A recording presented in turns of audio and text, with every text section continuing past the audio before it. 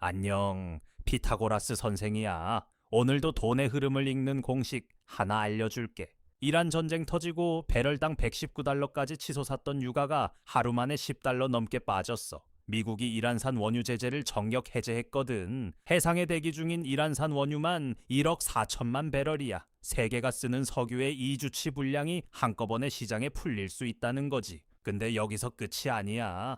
트럼프 행정부는 전략 비축유까지 1억 7천만 배럴 넘게 방출하고 있어. 이런 급변하는 에너지 시장 흐름 우리 교실에서는 실시간으로 잡아내고 있거든. 자세한 건 뒤에서 알려줄게. 오늘은 이란 제재 해제의 진짜 의도가 뭔지, 유가가 더 빠질지 반등할지, 그리고 지금 에너지주를 어떻게 잡아야 하는지까지 다 정리해줄게. 특히 이 흐름에서 수혜를 받을 종목들이 있는데 그건 뒤에서 하나씩 짚어줄 테니까 끝까지 집중해. 자, 그러면 지금부터 수업 시작하자.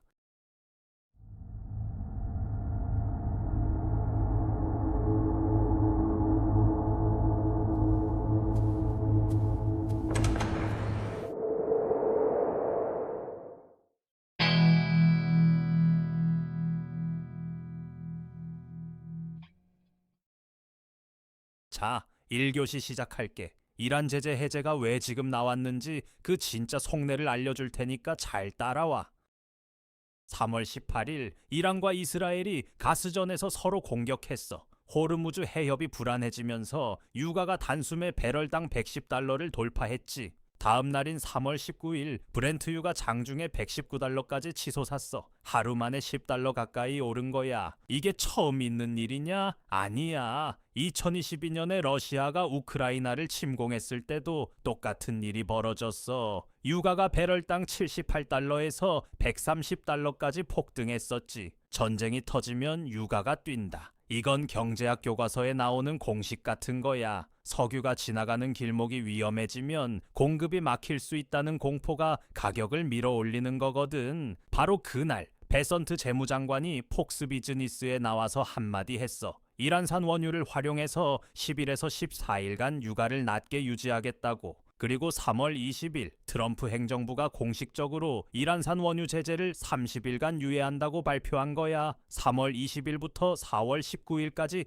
딱 한 달이야. 여기서 핵심은 물량이야. 지금 호르무즈 해협에 대기하고 있는 이란산 원유가 무려 1억 4천만 배럴이거든. 이게 얼마나 많은 양이냐면 전 세계가 하루에 쓰는 석유를 약 10일에서 2주 동안 버틸 수 있는 양이야. 미국 에너지정보청 EIA가 직접 추산한 수치야. 쉽게 비유하면 이래. 마트에 갑자기 2주치 식량이 한꺼번에 입고되는 거야. 당연히 가격이 내려갈 수밖에 없지. 근데 여기서 진짜 중요한 포인트가 있어. 이 물량이 그냥 풀리는 게 아니야. 원래 이란산 원유는 거의 90%가 중국으로 갔어. 그것도 시장가 대비 크게 할인된 가격으로 제재 때문에 다른 나라가 못 사니까 중국만 싸게 가져간 거지. 근데 이번 제재 해제로 이 흐름이 바뀌는 거야. 베선트 장관이 뭐라고 했냐면 이 물량을 일본, 인도, 말레이시아, 싱가포르 같은 우방국의 시장 가격으로 팔게 하겠다는 거야. 이렇게 하면 이란은 어차피 돈을 제대로 못 가져가고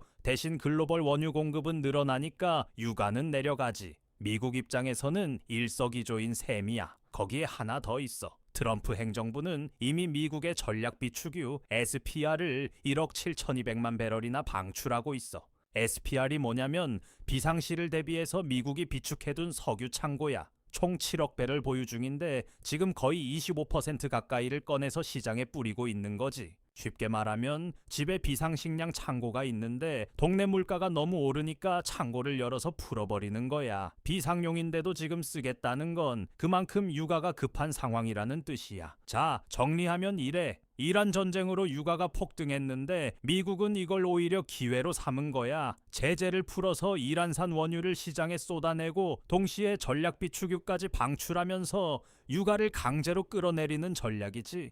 근데 이게 한 달짜리 임시조치라는 게 함정이야. 4월 19일 이후에 어떻게 되느냐, 이게 진짜 중요한 변수인데 이건 뒤에서 자세히 다뤄줄게. 자, 2교시 들어간다. 그래서 유가가 앞으로 어떻게 될 건지 시나리오 3가지를 핵심만 뜯어보자. 먼저 큰 그림부터 보자. 지금 유가의 미래는 크게 3갈래야. 급락, 횡보, 재폭등. 하나씩 살펴볼게. 시나리오 1, 유가 급락이야. 이란산 원유 1억 4천만 배럴에 미국 전략 비축유 1억 7천만 배럴, 거기에 러시아 원유 제재까지 완화됐으니까 공급이 한꺼번에 쏟아지는 거지. 이 세 개가 동시에 시장에 들어오면 배럴당 90달러대까지 떨어질 수 있어. 특히 아시아 정유사들이 이란산 원유를 적극적으로 가져가기 시작하면 공급 과잉이 현실화되는 거야. 시나리오 2는 박스권 횡보야. 100달러에서 110달러 사이에서 왔다 갔다 하는 거지. 왜 이럴 수 있냐면 이란산 원유의 90%가 원래 중국으로 갔잖아. 중국이 기존 할인 가격을 고수하면서 계속 가져가면 실제로 새롭게 시장에 풀리는 물량이 생각보다 적을 수 있거든. 결국 시나리오 2의 핵심 변수는 중국이야. 중국이 미국 압박에 양보해서 시장가로 전환하면 물량이 확 풀리면서 시나리오 1로 갈 수 있어. 반대로 중국이 버티면서 기존 거래를 유지하면 시장에 실질적으로 추가되는 물량이 제한적이라 횡보가 길어지는 거지. 시나리오 3, 이게 무서운 건데 재폭등이야. 4월 19일에 제재 유예가 끝나면 어떻게 돼? 다시 원래대로 돌아가는 거야. 만약 그 사이에 이란 전쟁이 더 확대되면서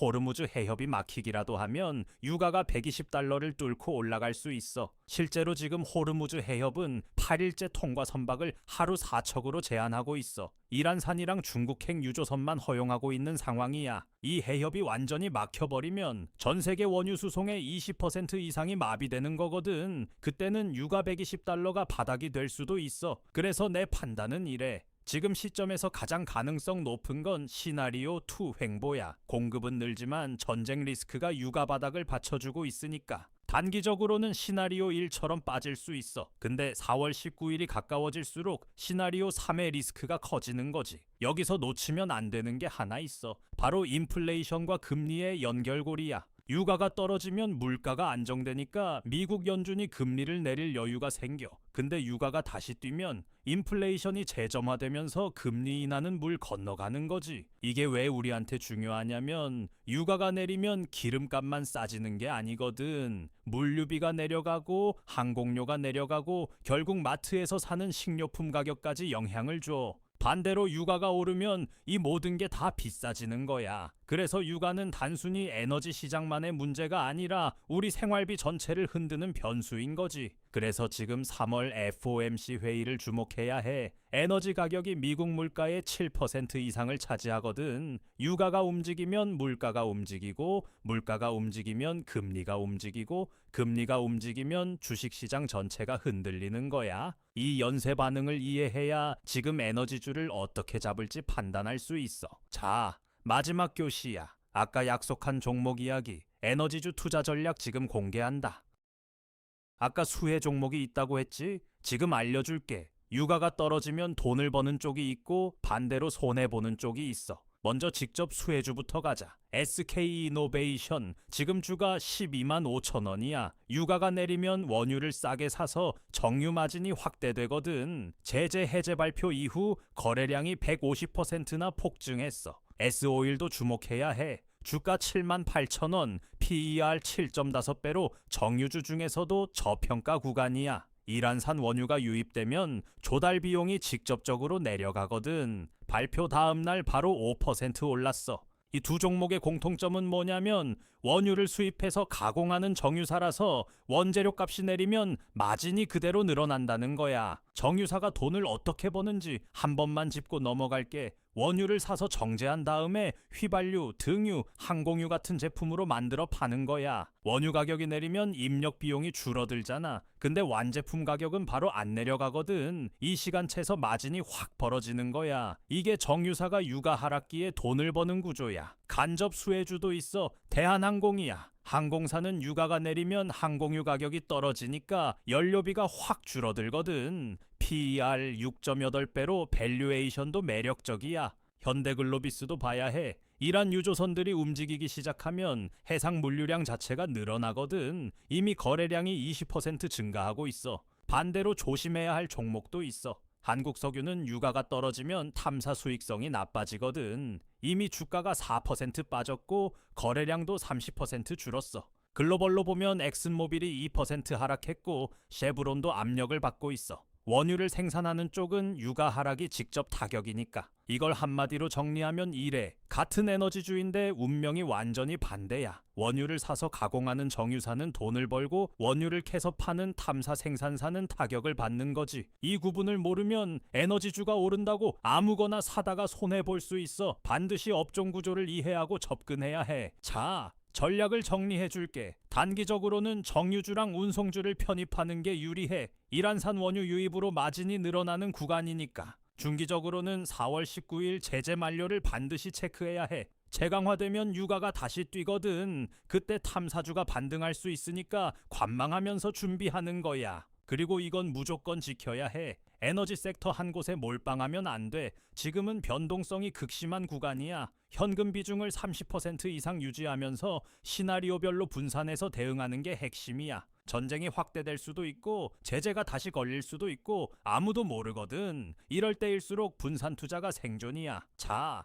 이런 흐름 속에서 우리 교실 학생들은 어떻게 접근했는지 알려줄게. 3월 18일 이란 전쟁이 터진 그날 교실에서는 바로 정유주 매수 알림을 보냈어. 유가 폭등이면 정유사 원재료 재고 평가익이 올라가거든. 그리고 3월 19일 유가가 119달러를 찍었을 때 탐사주 일부 매도 알림을 보냈지. 이미 과열 구간이라고 판단했으니까. 3월 20일 제재 해제 뉴스가 나오자마자 10분 안에 수혜주 리스트를 공유했어. 이때 정유주로 갈아탄 학생들이 수익을 냈지. 핵심은 이거야. 시장은 48시간 만에 완전히 뒤집혔어. 3월 18일에 전쟁 터지고 3월 20일에 제재 해제. 이틀 사이에 판이 완전히 갈렸거든. 영상을 보는 지금 이 순간에도 유조선이 움직이고 있고 유가가 변하고 있어. 실시간으로 정보를 받고 바로 대응한 학생들이 수익을 냈어. 이건 운이 아니라 준비의 차이야. 분산 투자하고 리스크 관리하면서 실시간 흐름을 같이 읽었기 때문에 가능했던 거야. 자,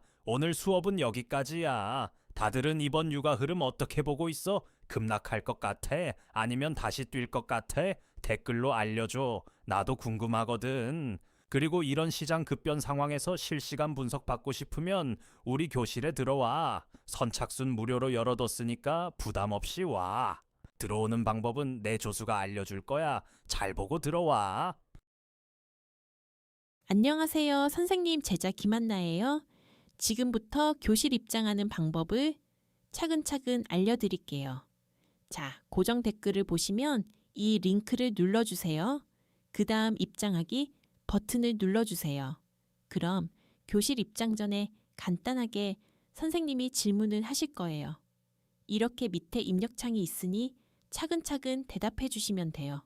이제 마지막 질문까지 끝났다면 여기 체크 버튼 눌러주시고 제출을 누르시게 되면 신청이 완료됐네요. 간단하고 쉽죠?